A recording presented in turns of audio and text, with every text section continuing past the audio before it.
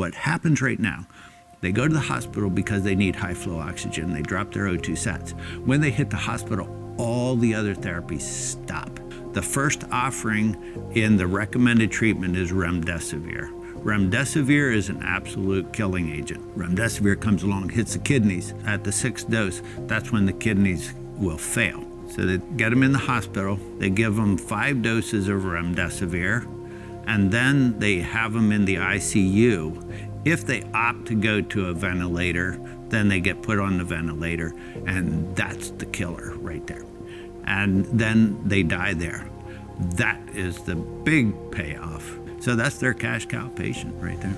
It has become an industry. You have to understand who the entities are, and they are all very well interconnected.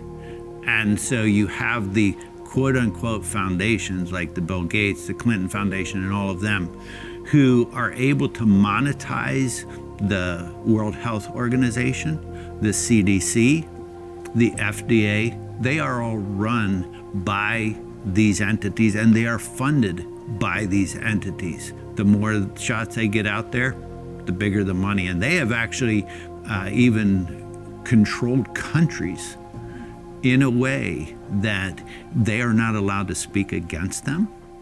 And they have to put assets, the country's assets, on the table in order to get the vaccine. So it's a huge matrix, sinister matrix of control, power, and money that oversees it. So if we can just start with what we can do and is absolutely doable now. I use the example, we set up clinics in churches all the time to offer care. Well, churches can do that. And the really beautiful thing about that is you don't have to register one thing with the state. The only way that it gets tracked are providers, but providers can go in and they can offer the care there. They can set everything up. If you have somebody who's willing to invest in nebulizers, oxygen concentrators, get the high flow oxygen set up, get the infusions set up, and then having personnel who can do that. So absolutely, churches can get involved. People can get involved and not have to make one single licensing with the state. You don't have to send a single letter to the state to set that up. You just outfit the thing, get the physicians, nurses, and an IV nurse that can give infusions, and a respiratory therapist. I don't find it that difficult.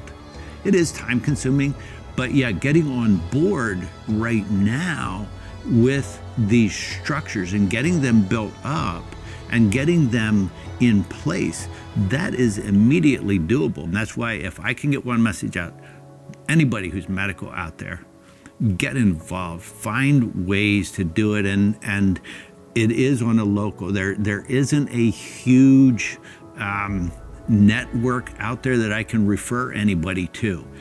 We just have to start locally. Once we start locally, then we can kind of network those locals.